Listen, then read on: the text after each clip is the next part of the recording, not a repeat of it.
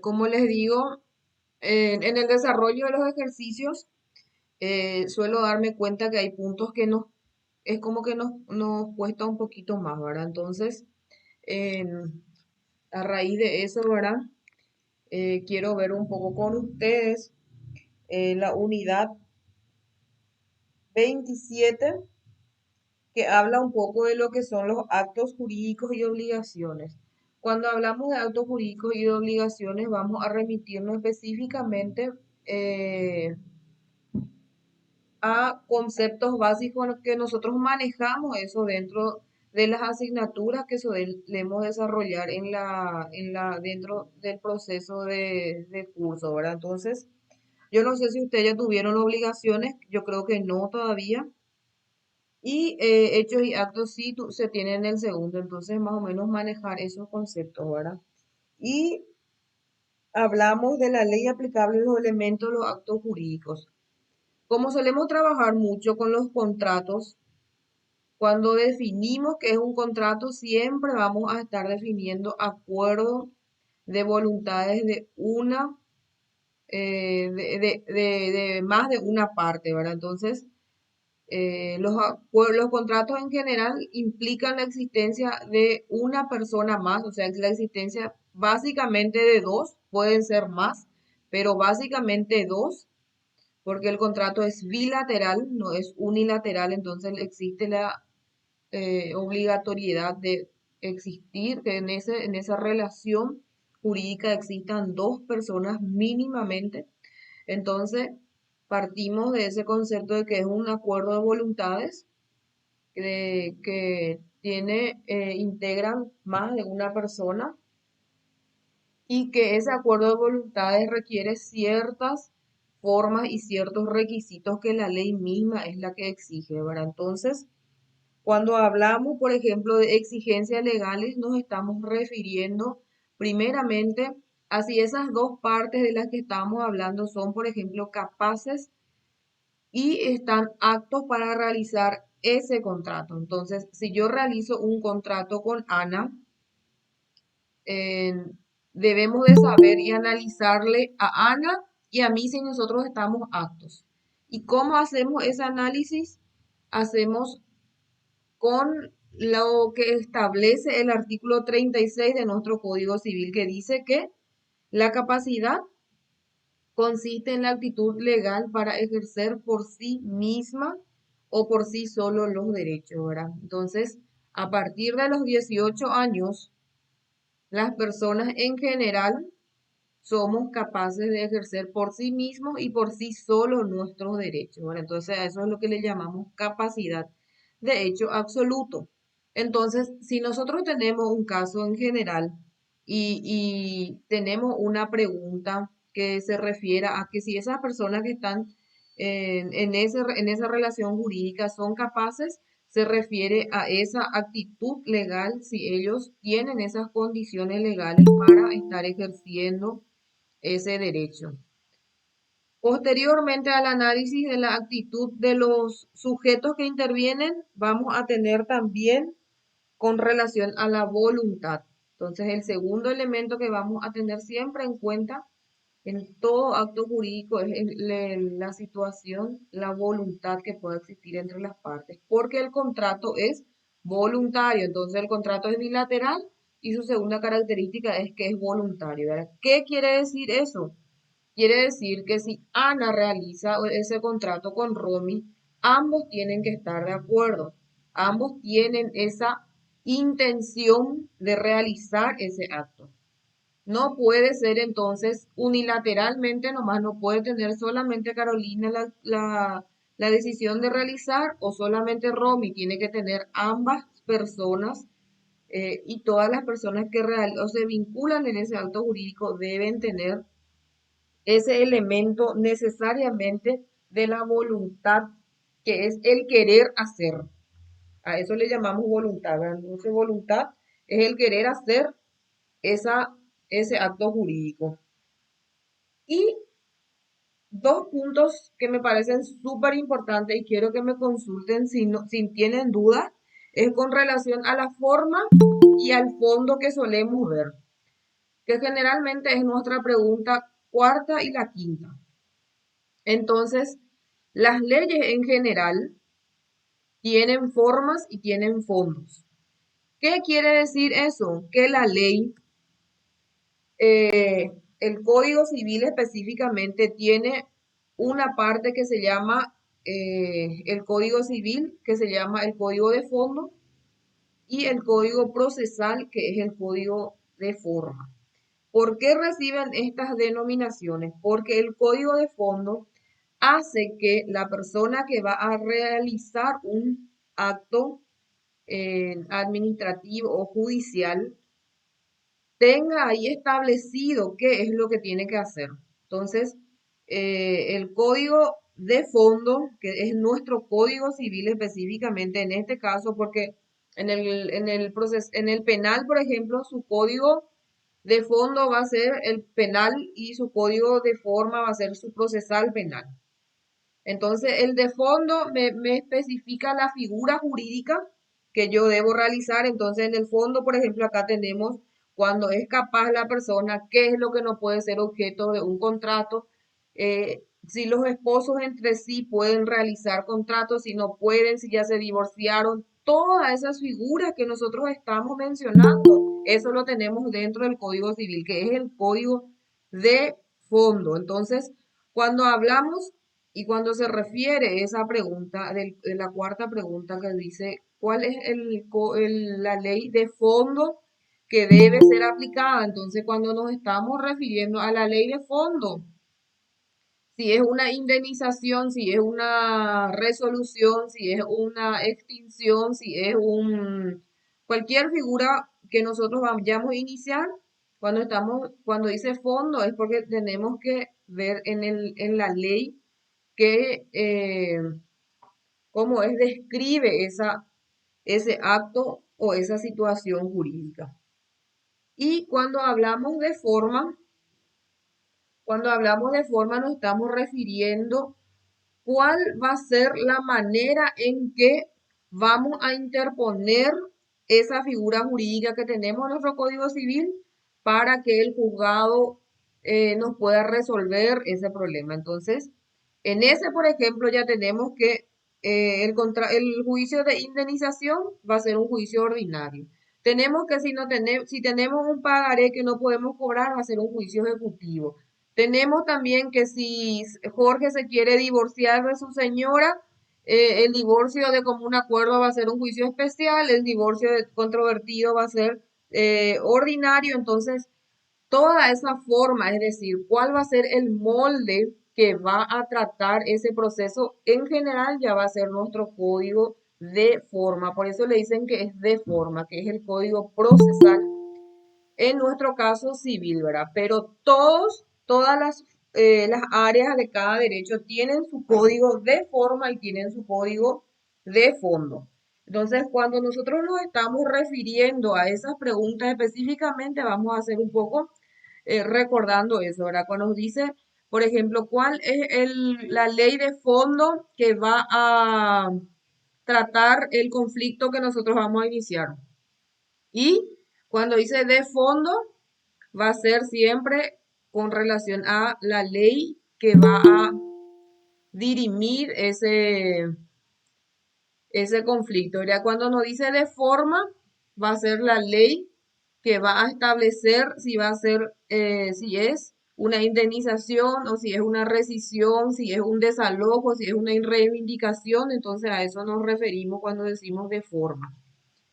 ¿Tienen alguna duda con relación a eso? Profe, hay algo que sí, no sé si escuché bien o escuché mal. Dijiste lección 27 o 7. 27. Ah, Porque vamos salteando. Creo que es hasta la 23 es público. Y empezamos desde la lección 24, empezamos con la parte privada. Entonces, solemos tener una clase pública y la siguiente clase privada, de derecho privado. Entonces, por eso es que esta unidad específicamente es la 27, que habla del derecho civil internacional, actos jurídicos y obligaciones. Entonces, para que nosotros podamos estudiar los contratos internacionales en general, es necesariamente imprescindible que manejemos estos conceptos porque si no nos vamos a perder. Y cuando nos referimos, en esta unidad ustedes ya tienen, por ejemplo, el Tratado de Montevideo de 1889 y la de 1940, ¿verdad? Que es la que nosotros ya tenemos a mano y con la que solemos trabajar ya. Y hoy les traje dos casitos que vamos a ir viendo para que podamos realizar todos juntos el análisis. Tengan a mano sus tratados, tengan a mano la ley para que podamos ir acá.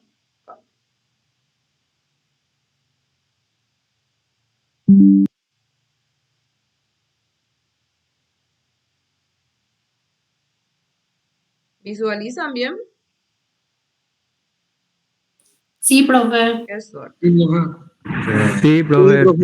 Bueno, entonces hoy vamos a tener dos casos que vamos a resolver en clase. Espérenme que le voy a aceptar al compañero ahí.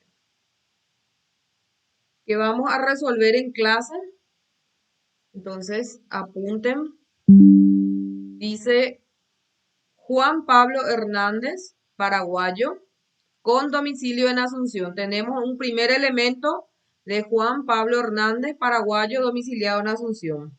Celebra en la ciudad de Buenos Aires, Argentina, un contrato privado de compra-venta de un departamento en construcción situado en Punta del Este, Uruguay, con Parques del Sur S.A., sociedad constituida y domiciliada en Montevideo, Uruguay.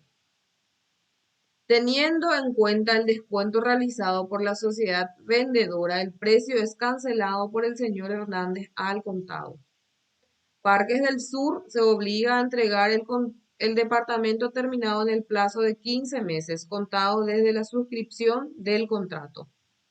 Habiendo transcurrido 24 meses desde la suscripción del contrato sin que el departamento le haya sido entregado, el señor Juan Pablo Hernández consulta con usted respecto a la posibilidad de entablar una demanda contra la empresa vendedora. En el contrato no se establecieron cláusulas de arbitraje, de prórroga de jurisdicción ni de elección de derecho. Primero vamos a extraer los datos. ¿Cuáles son los datos que tenemos?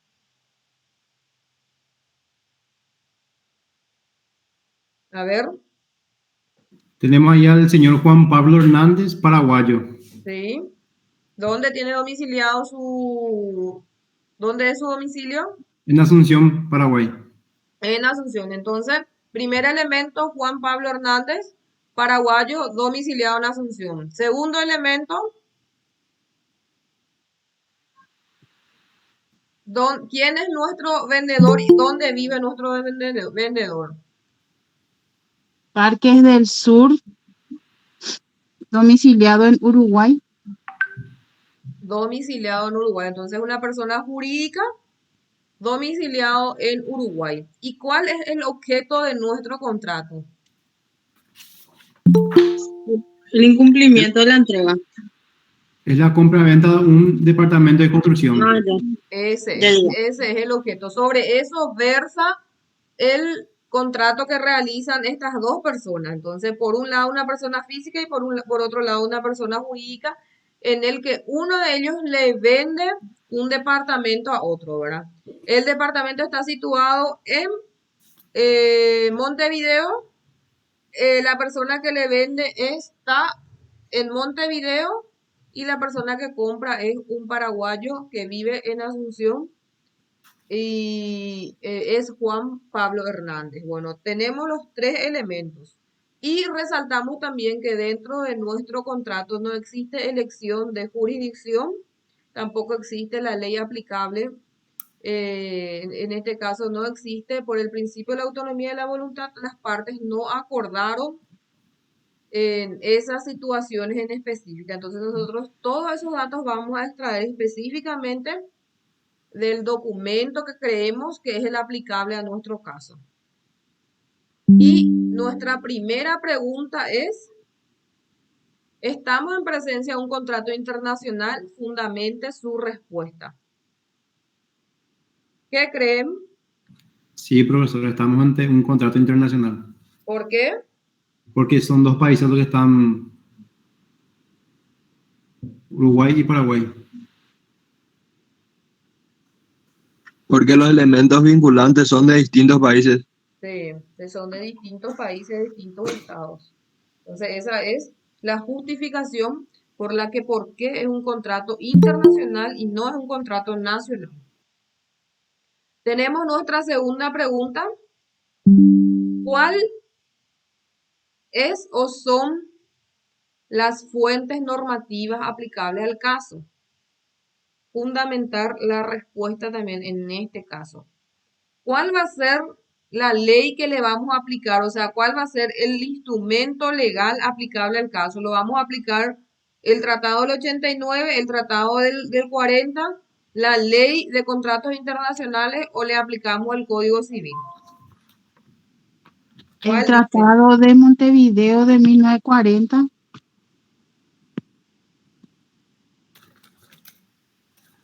¿Otra opinión? ¿O quedamos con la de Patti? Sí, profe. 1940, profesora. Sí, ¿por qué 1940? Por Uruguay. Por Uruguay, ¿verdad? Porque Uruguay no está en el 89, solamente está en el del 40.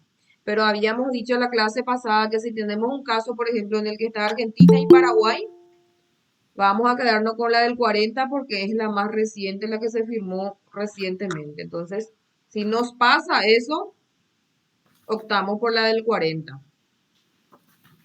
Entonces, la aplicable en este caso va a ser el Tratado de 1940 porque Uruguay suscribió y ratificó ese tratado.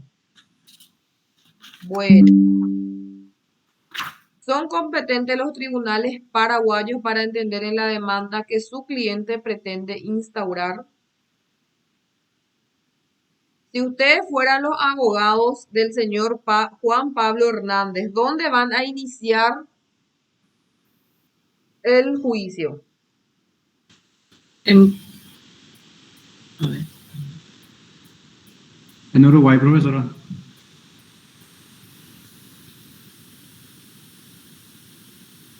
¿Qué dicen? ¿Nos quedamos con la respuesta del compañero o hay alguien que... Sí, Y profe. el contrato debe de terminar en Uruguay, por lo tanto debe de ser en Uruguay. El departamento es, a ver, León. Al ser el departamento que se va a entregar es en Punta del Este, Uruguay. Profe, ¿no podría ser en Argentina, Buenos Aires? ¿Por qué? Porque en Uruguay es lo que se va a entregar el departamento también. Es el lugar donde se construye y donde se entrega también el bien. Concluye el contrato, o sea que la culminación del contrato debe de ser, o sea que es también en Uruguay. ¿Te puedo pedir un favor, así que puedas agrandar un poquito más el documento? ¿Cuál? ¿Y el documento Word? Ahí está.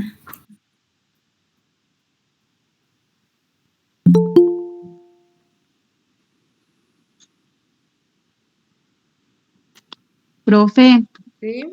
puede ser en Uruguay porque en el artículo 32 del tratado dice que los bienes, cualquiera sea su naturaleza, son exclusivamente regidos por la ley del lugar en donde están situados en cuanto a su calidad, a su posesión, a su enajenabilidad absoluta o relativa y a todas las relaciones de derecho de carácter real de que son susceptibles.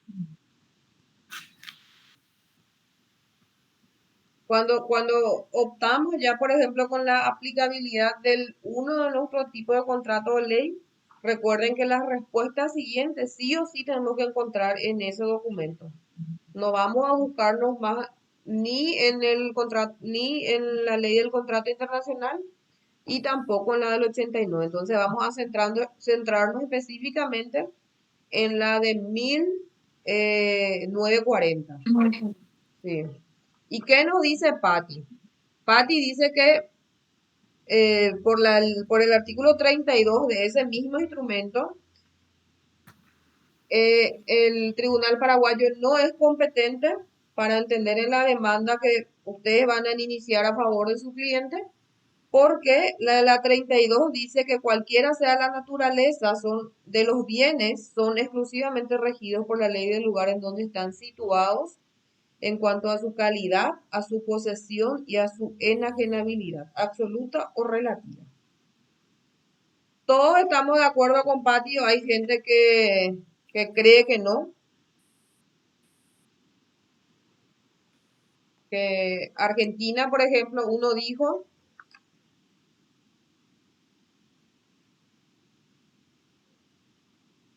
o estamos en, Sería la Tribunal de Uruguay, sería competente, profesora.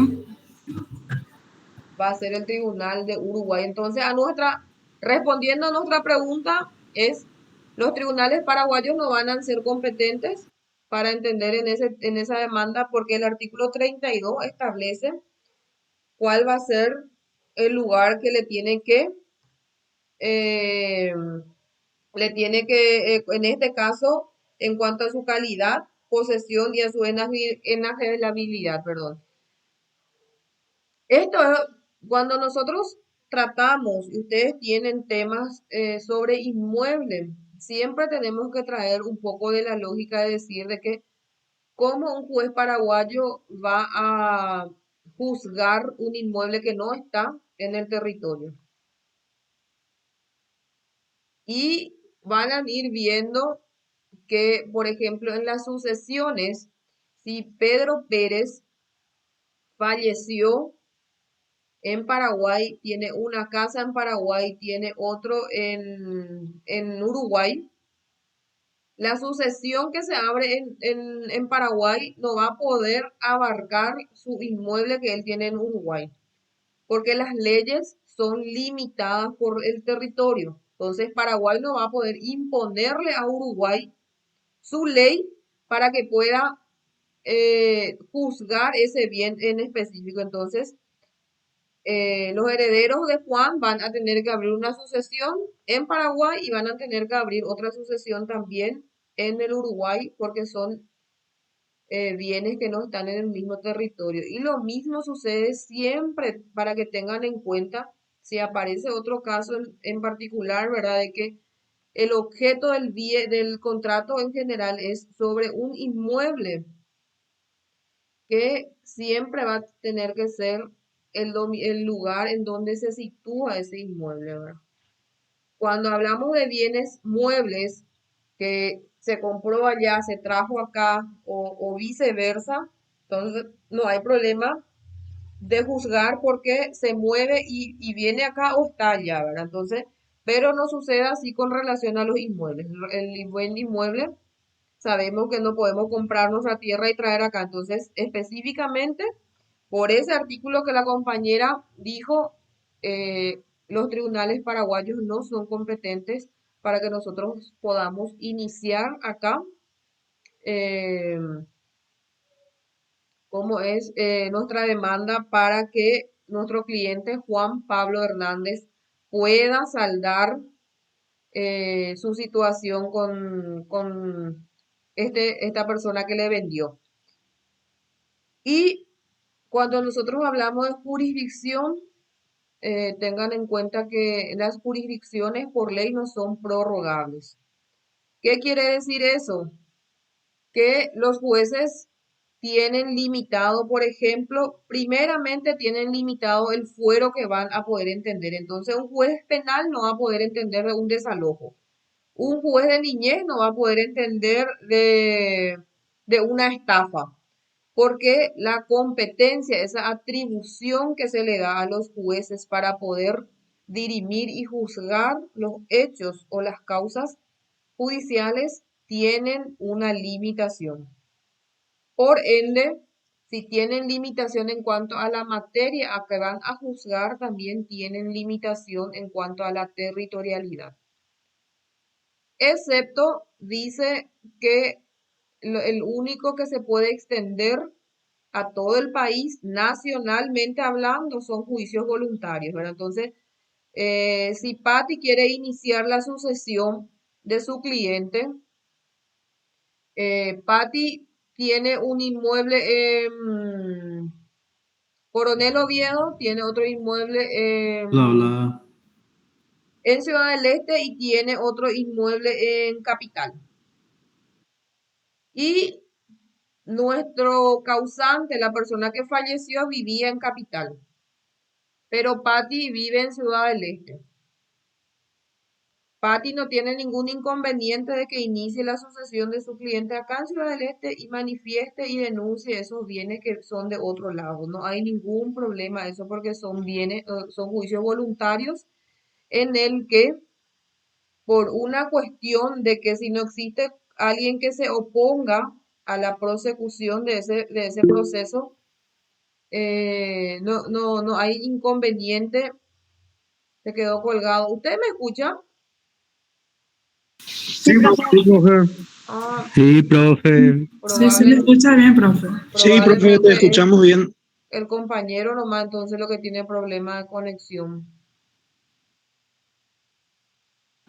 Yo, profe, te escucho todo entrecortado también. Qué raro.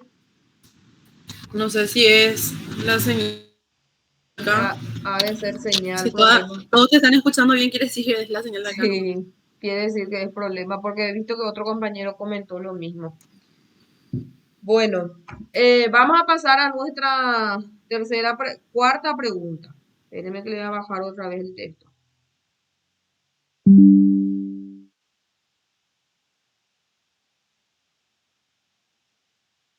¿Cuál es o son los derechos aplicables a la forma del contrato? ¿Dónde se celebró nuestro contrato? ¿Se hizo en Uruguay, Paraguay o en Uruguay? Uruguay, Uruguay. Entonces, ¿le aplicamos la ley paraguaya o le aplicamos la ley uruguaya? La ley uruguaya. la ley uruguaya. La ley uruguaya. ¿Y dónde dice eso? Buscamos un poco dentro de ese mismo tratado.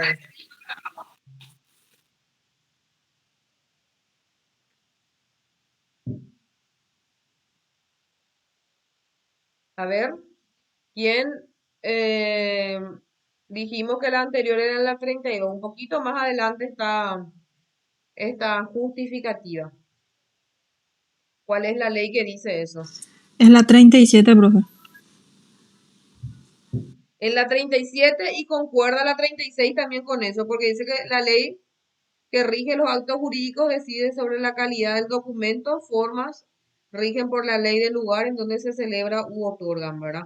Entonces, la 36 nos dice, y la ley del lugar en donde los contratos deben cumplirse se refiere a la existencia, su validez, sus efectos y etcétera, etcétera. Entonces, en razón a nuestra forma de Estado, pensamos también un poquito en algo lógico y decimos, ¿verdad? No puede ser que la ley paraguaya imponga a otro estado, a un escribano de Uruguay, a que tenga ese formato para la realización de ese contrato. Entonces, por el artículo 36, aplicamos la ley uruguaya. Y el último, ¿cuál va a ser el derecho aplicable al fondo? Entonces ya tenemos que el escribano para realizar el contrato tuvo en cuenta la ley uruguaya. Tenemos en el 3 de que el juez competente para entender de esta demanda es no es Paraguay, va a ser en Uruguay. ¿Y cuál va a ser la ley que entienda que ese contrato puede ser anulado o no puede ser anulado? Paraguaya, uruguaya, ¿qué dicen? Y la uruguaya, profe, porque Uruguaya. va a intervenir. Sí, la uruguaya. ¿Por qué?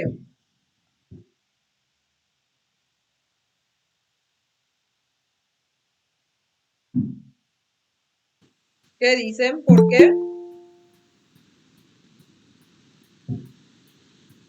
Y por lógica nomás, profe, si ya todo está correspondiendo a Uruguay, ¿cómo va a interferir ahí Paraguay? Para para el fondo del contrato. Sí, O sea, prácticamente está totalmente ajeno luego Paraguay. sí, Ajeno en el sentido de que no entra. no entra en nada. Pero nuestras respuestas siempre tienen que estar justificadas en alguna ley, ¿verdad? Encontramos en el tercero la 32, en el cuarto encontramos la 36 y donde encontramos nuestro justificativo de nuestra pregunta 5. La 37. ¿Qué dicen? La 37, profe. Sí, en la ley del lugar en donde los contratos deben cumplirse. ¿Se debía cumplir dónde? ¿En Uruguay o en Paraguay? Uruguay, profe. En Uruguay. Bueno, ¿tenemos duda con relación a este?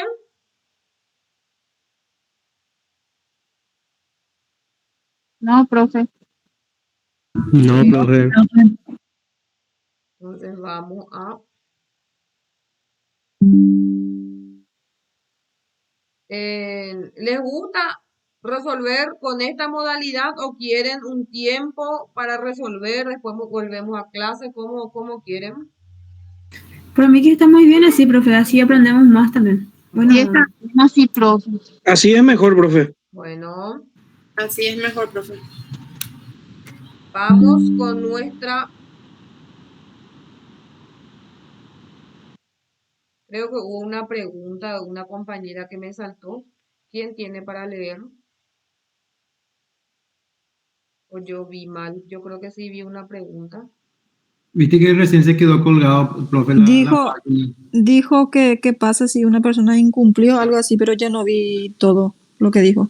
Y si incumple con ella el contrato, me imagino.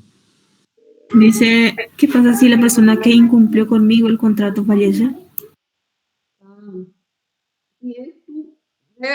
si es tu deudor, inicia tu demanda contra los herederos. Entonces, si ya existe una sucesión abierta, entonces te presentas a esa sucesión en contra de los herederos, no ya del difuntito. Profe, ¿puedes permitirme un ratito? Solo que tenés que pescar en esos casos en los periódicos, porque ahí es donde sí o sí van a sacar. Sí, pero si inicias un juicio independiente, si por ejemplo no se inició una sucesión, igual puedes especificar eso en tu contrato, ¿verdad? Que la persona ya falleció y que consecuentemente le estás demandando a los herederos de esa persona, ¿verdad? Que son generalmente los hijos, ¿verdad? Si no existe hijos, son los padres, si no existe padres, los hermanos. Y por último, la esposa o el esposo. ¿Y qué pasa, profe, si es que la deuda no cubre la herencia? No, La cuando herencia alguien, no cubre, al revés, la herencia no cubre la deuda. y ahí perdes todo. Porque los herederos tienen la posibilidad y tienen el derecho de recibir la herencia eh, posteriormente a que se realice un inventario, lo bajo un inventario, ¿verdad? Entonces, si yo soy heredera de mi papá o de mi mamá y sé que mi papá debe mucho, solicito un inventario y eso existe un plazo para ello, ¿verdad? Entonces, bajo ese inventario, yo acepto o no acepto. Una vez que aceptas, ya no puedes renunciar. Entonces, si Juan Pérez falleció y Juan Pérez tiene 1 millón de deuda y tienes activo por 500.000 nomás, yo como heredero voy a renunciar nomás a mis, A la herencia. sí, a la herencia. Justamente porque no me conviene, porque lo que voy a heredar es prácticamente deuda y no activos, ¿verdad? Y eso es el derecho del heredero. Entonces, en ese En sí, caso, aceptar o no aceptar. sí, en ese caso, el acreedor va a ir contra esos bienes, esos 500 que sobran nomás, y si son muchos, entra ahí una cuestión de prelación. Y entonces, por ejemplo, si él tiene hipoteca o prenda, que son créditos privilegiados, primero se va a tener que saldar esa deuda. Y después entran los quirografarios, que se le llama, que ya son el que tiene contrato de este tipo, tiene cheque, tiene pagaré, todos esos tipos de deuda. Y después ya entran detrás de los privilegiados en caso de que exista, ¿verdad? Entonces, crédito privilegiado es prenda, hipoteca y son también créditos a favor de los trabajadores en caso de que esa persona tenga, por ejemplo, una empresa y tenga deuda a favor de sus trabajadores, también es un crédito privilegiado. Entonces, en una sucesión, primero se salda esas deudas y después van, si sobró 200.000 de los 500, entonces se va dividiendo eso de acuerdo justamente, ¿verdad? Entonces, si son 10 se divide entre los 10 en pequeñas porciones. Entiendo, profe. Sí. ¿Podrías hacer un poquito otra vez así para copiar todo el otro caso, por favor? Bueno. Espérenme un ratito. Este es el segundo. Sí, hasta ahí nomás es el nuestro caso. Pero yo estaba copiando y ya no puedo copiar todo porque se me pasó. Y te baja la profe hacerle screen y Escriba continuamos nomás material de con compañera. el otro, con el 2 y luego copio todo, compa. Sí, porque abajo ya vienen las preguntas nomás. El caso en sí es ese nomás. Que vamos a leer, vamos a extraer nuestros datos y vamos resolviendo. Bueno. Tenemos a Carlos María Amado, argentino, domiciliado en Corrientes, Argentina. Debe trasladarse a Encarnación, Paraguay, por cuestiones laborales por un periodo de 6 meses. Espérenme que le voy a aceptar, voy a salir un ratito ahí y voy a volver a mi texto. Dice por un periodo de 6 meses. Por lo que celebra con José Antonio Moreno, uruguayo domiciliado en Encarnación, Paraguay, un contrato de alquiler de un departamento ubicado en dicha ciudad. El contrato se firma en Corrientes y teniendo a la vista unas fotografías del departamento que son exhibidas al señor Amado por el señor Moreno, el señor Amado cancela la totalidad del precio pactado al momento de la suscripción del contrato. En el contrato no se estableció cláusula de elección de jurisdicción, pero sí se estableció la cláusula de derecho aplicable a favor del ordenamiento jurídico paraguayo.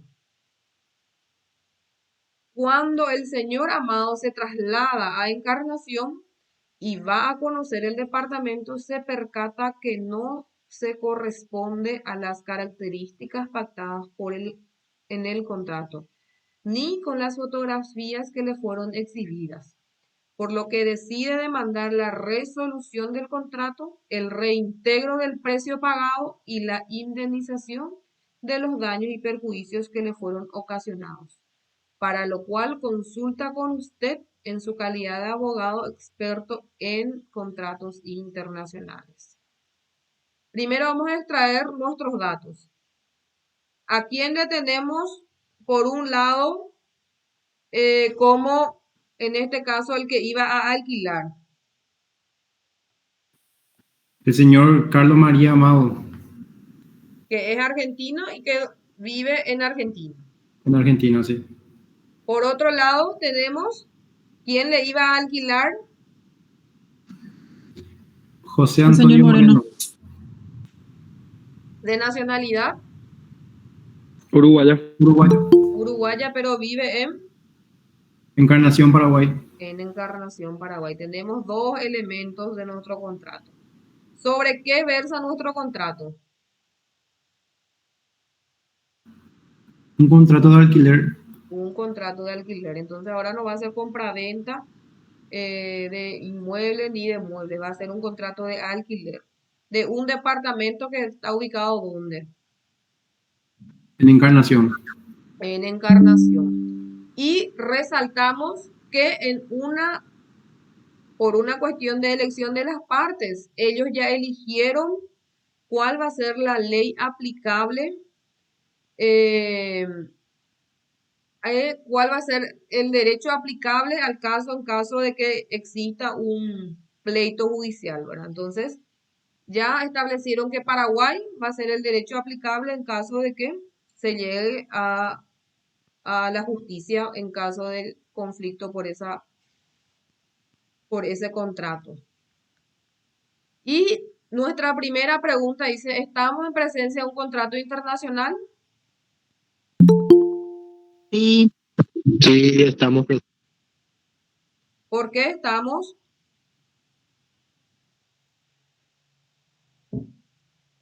Interviene Argentina y Paraguay. Sí, entonces los elementos que hacen parte de nuestra relación interviene más de un país, ¿verdad? Entonces, en este caso interviene Paraguay y Argentina. Segunda pregunta, ¿cuál es o son las fuentes normativas aplicables al caso? ¿Cuál va a ser de nuestros 3 o 4 en caso? ¿Cuál va a ser el instrumento jurídico que le vamos a aplicar? ¿O le aplicamos la del 89, le aplicamos la del 40, nuestra ley del contrato internacional o nuestro código civil? ¿Qué dicen? Otra vez Tratado 1940. 1940, ¿verdad? Y vemos que también Paraguay y Argentina están en el 89, pero ambos países están también en la del 40. Entonces, relativamente la ley más reciente es la que se va a aplicar en caso de que exista esa coincidencia. Bueno. Tercera pregunta. ¿Son competentes los tribunales paraguayos para entender en la demanda que su cliente pretende instaurar? Sí, profe. Sí, ¿Por qué? Sí, profe, porque ya establecieron el contrato. se estableció en el contrato y es también donde termina, donde se debe de cumplir, o sea, donde finaliza el contrato. También coincide inclusive con lo que prescribe la ley en razón de que se trata de un bien inmueble, ¿verdad? Entonces, específicamente, Lucy, al iniciar su demanda a favor de su cliente, va a tener que iniciar en un tribunal paraguayo, en Encarnación, y eso las partes ya acordaron luego y coincide incluso con nuestra ley. Profe, y aparte de todo eso, puede ser porque el inmueble se encuentra en territorio paraguayo también, obviamente, ¿verdad? Sí. También, que es la 32, 30, en ese caso, 35. sí. ¿Cómo? Sí, pero en este caso, ¿cuál sería la respuesta, profe? De que ya está establecido, estipulado en el contrato de que... Está establecido y coincide también con nuestra ley que dice que en caso de los bienes tiene que ser la ley. Porque, ¿qué pasa, por ejemplo, si ellos acordaban que iba a ser tribunal argentino? y no iba a ser así aplicable porque el inmueble está acá, el Está objeto del en alquiler. Paraguay. Entonces, ¿cómo yo me voy a ir a hacer valer un contrato que yo firmé con Patti nomás ante lo que dice una ley? Entonces, yo no me puedo irme al tribunal argentino y decir, no, pero yo con Patti, nosotros dijimos que vamos a iniciar el juicio en Argentina nomás, pero mi inmueble está en Paraguay. Yo no puedo irme a imponerle a un Estado un acuerdo de dos personas nomás ante lo que prescribe la ley. En este caso coincide. Pero en el hipotético caso que no coincide con lo que está establecido en la ley, es contrario a nuestras leyes, entonces se lleva en cuenta la ley. Por más de que por la autonomía de la voluntad, sabemos que nuestro límite para que la autonomía de la voluntad podamos hacer cumplir en este contrato es que no tienen que ser contrarias a las leyes ni a las buenas costumbres. En este caso es contrario. Por ejemplo, en el hipotético caso que ellos hayan electo otro tribunal, va a ser contrario a la ley. ¿Está bien? Sí, profe. Súper bien. Sí, profe. Bueno, ¿cuál va a ser el derecho aplicable entonces a la forma del contrato? ¿Dónde se hizo nuestro contrato?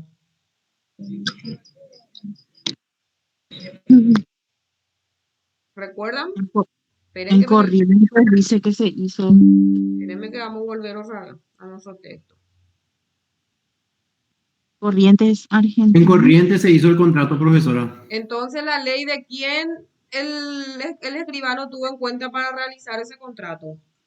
En la Argentina. El argentino. De Argentina. ¿Y eso dice dónde? En la 36. Las formas y solemnidades de los actos jurídicos rigen por la ley del lugar en donde se celebran u otorgan. Y por último, ¿cuál va a ser la ley que nuestro tribunal paraguayo va a aplicar para resolver el fondo del contrato? ¿Va a ser la argentina o va a ser la paraguaya? La paraguaya. La paraguaya, profe. La paraguaya. Dice, la ley del lugar en donde los contratos deben cumplirse rigen su existencia, su naturaleza, su validez, sus efectos y dónde se iba a cumplir ese contrato que ellos realizaron en Argentina, Se iba a cumplir en Paraguay. en Paraguay. A razón de eso, entonces, el tribunal Lucy, al iniciar su demanda en encarnación, el juez tiene que tener en cuenta la ley paraguaya para resolverle a Lucy su juicio. Y similar al otro otra vez, profe, sería, o sea, que como la anterior, o sea, Similar por la al ley del otro. Tratado 1940, por el artículo 37, que indica que debe de ser en Paraguay en este Sí, caso. solamente que en este caso se realizó otro lado, o sea, ya se realizó todo en Uruguay, en este caso el contrato se realizó en Argentina y el inmueble estaba acá. Esa es la diferencia. Entonces, difiere con relación a la pregunta, a unas preguntas también, ¿verdad? Porque el otro era todito allá en Uruguay. Este es solamente la ley argentina con relación a la forma del contrato. Si nuestro contrato se hubiera realizado en Encarnación, ¿cuál iba a ser la ley aplicable? La paraguaya directamente. La paraguaya directamente.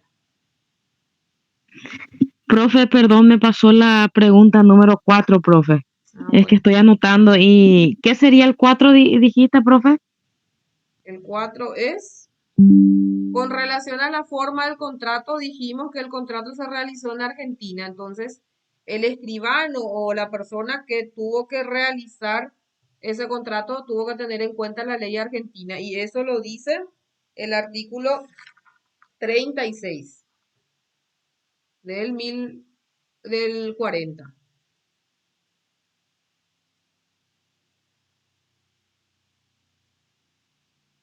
¿Está bien? Sí, profe, gracias. Bueno, estos son dos casos que tenemos. Podemos modificar algunos datos y realizar más otros ejercitarios o podemos dejar la clase por acá. ¿Qué dicen? ¿Qué tal vamos con nuestros trabajos prácticos? ¿Leyeron ya su resolución que les tocó? Sí, profe. Sí, profe. Muy extensa, Lucy. Ay, profe, el mío sí, cuanto más entro, más interesante, que ya no sé cuál ¿Verdad? agarrar, si copiar El todo. de, el de Panchito López también, profe. Es súper Yo, interesante, yo, ¿verdad? yo ya había nacido en cuanto a eso, pero El no, mío, ni se me pasaba así por la nariz que todo eso sucedió. el mío es sumamente interesante por ser que es fresquito todavía, entonces, Sí, entonces como que más apasionante, pero es sí. sumamente largo. Ese es el problema, o sea, En realidad no cansa leer porque es como que va siendo interesante y da gusto leer, pero es muy largo. Generalmente tiene 80 páginas por ahí las resoluciones, pero es muy interesante porque si nosotros hacemos un estudio general de las figuras jurídicas que se fueron modificando también en la Corte Interamericana, es demasiado interesante. Se modificaron, por ejemplo, con relación al acoso contra las mujeres o el abuso de las mujeres, ¿verdad? Entonces, si tienen resoluciones viejitas, por ejemplo, del 2011 o el 2009, para el Tribunal de la Corte Interamericana en esos años, abuso era solamente cuando existía penetración a la víctima. Entonces, en aquel entonces, si María Benítez venía a decir de que la manosearon, el tribunal no consideraba abuso. Posteriormente, eso fue modificándose, ¿verdad? Después, en la resolución que fue, no me acuerdo de cuál de las resoluciones que fue, creo que fue de una penitenciaría de mujeres de Perú, en el que el Estado les había, por una requisa que se hizo en esa penitenciaría de mujeres, les desnudó a todas las reclusas y le hizo formar fila y los intervinientes que entraron a hacer esa requisa eran varones. Y esos varones, al pasar, la miraban, las miraban a las reclusas desnudas. Entonces, a raíz de eso es que se inició una demanda contra ese país, perdón. Y para el tribunal después, en ese entonces, eso ya implicaba abuso por la mirada obscena y todas esas cuestiones que se vienen modificando con el tiempo, ¿verdad? Entonces, eso también hizo que, porque en el tribunal posteriormente ya había mujeres, entonces antiguamente eran todos varones, ¿verdad? Y tenían otra perspectiva también, y después se fueron incluyendo juezas mujeres y se fueron modificando las figuras. Por eso es que es demasiado interesante también el cronograma de ese proyecto, por así decirlo, de que cómo fue avanzando con relación a la desaparición forzosa de personas. Paraguay tiene demasiado muchas personas desaparecidas que en la época de la dictadura nunca se supo más nadie y hay demasiado muchas resoluciones, incluso también, ¿verdad? Sobre desaparición de personas que se dieron en México, en Perú, y es demasiado interesante. Y así como dice Lucy, ¿verdad? La idea es que todos puedan leer y todos puedan comprender la situación que se dio, cómo fue que se llegó al tribunal, cuál fue el veredicto que tomó el tribunal y a raíz de qué, ¿verdad? Yo quiero aprovechar este espacio y instar a mis compañeros de turno mixto, por favor, para que nos vayamos poniendo la pila y nos estemos comunicando constantemente sobre este tema y podamos ir ya avanzando. No sé quién del turno mixto está acá, Patricia. Consiste así, tengo constantemente comunicación y con algunos otros compañeros también, pero hay algunos que no se manifiestan. Y distribuir, Romy, tus partes y al que no contesta contigo o no avanza contigo, excluirle después de tu trabajo. Ok, profe. ¿Está? Gracias. Y realmente, permiso, realmente es muy interesante el tema que nos está tocando, porque yo desconocía realmente la historia de Panchito López, cosas así, subtítulos, eso nomás lo que llamaba la atención, pero realmente una historia muy interesante. Y los demás compañeros le insto realmente a que nos contactamos, interactuamos, porque cuando empezamos a leer, no dejamos, o sea, no queremos dejar de leer porque comprendemos la situación. Es como si fuera que recién está conociendo un hecho que sucedió hace mucho ya. Muy interesantes son. Pero eso sí, así como dice Lucy también, es muy, muy extenso, muy extenso. A mí me tocó hacer un trabajo de Rosendo Cantú, que es contra México, no sé cuál es el grupo que tiene ese. Ese, por ejemplo, a mí me había encantado, era extremadamente largo, creo que tiene 89 páginas por ahí, pero era demasiado interesante. Era como cuando vos vas leyendo la resolución, es como que vos vas inclusive viviendo ese trance, ¿verdad? Hasta llegar a la sentencia, ¿verdad? Entonces es muy interesante. Los que no tienen ganas de leer, léanlo, les va a ser muy interesante. El abogado está obligado a leer. Entonces, practiquemos con algo que a todos les va a ser interesante conocer. Y solamente una lectura es para que ustedes tengan ya un paneo general de lo que es el trabajo práctico. Bueno, entonces dejamos la clase por acá. Feliz día por mañana.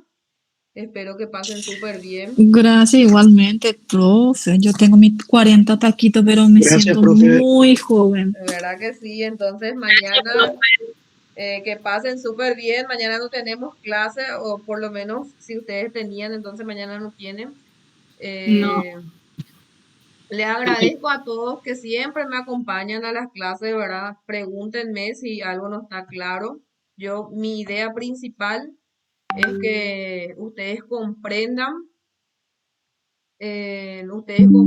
¿verdad? La asignatura y que a ustedes les sirva cuando sean profesionales, porque eso es lo que yo busco, que cuando ustedes estén ejerciendo la profesión les sirva la asignatura y sea también un instrumento para el ejercicio de la profesión de ustedes. Entonces, gracias a quienes acompañan, cualquier cosa, estoy siempre a las órdenes, pregúntenme en el grupo y vamos a ir dilucidando las dudas. Profe, una consulta. Sí, te escucho, Juan. Estos dos casos, ¿qué posibilidad hay que alces en la plataforma o en el grupo? ¿Puedo alzar? Por favor. Sí, sí. Gracias. Alzo también la grabación ya de la clase de hoy. Profe, ¿Sí? tengo una consulta. Profe, la fecha de la defensa, así de los trabajos, ¿qué fecha sería? Creo que quedamos que iba a ser el 1, ¿no? Voy a El mirar. 1 de noviembre, sí, Sí. profe. Entonces, no va a ser una exposición de media hora, ¿verdad? Yo creo que con 20 minutos uno ya expone de lo que habla su caso, cuál fue los puntos que tuvo en cuenta el tribunal para resolver de esa manera. Y si de ser posible, ¿verdad? Vamos a terminar en una clase. Y si no nos da el tiempo, porque generalmente en los años anteriores me da el tiempo de terminar con los chicos en una sola clase, yo creo que no va a ser entonces esta la excepción, entonces más o menos es entre 15 a 20 minutos lo que generalmente le lleva a cada grupo y terminamos para las 9 sin problemas. Gracias, profe. ¿Ya está? Dale. Perfecto, profe. Bueno, profe. entonces, Gracias, profe. dale, buenas noches a todos, que tengan una linda semana. Buenas noches, Gracias. profe. Buenas noches. Igualmente, profe. Buenas noches, Buenas profesora. noches. Buenas noches, chao, chao. Buenas noches, chao, chao.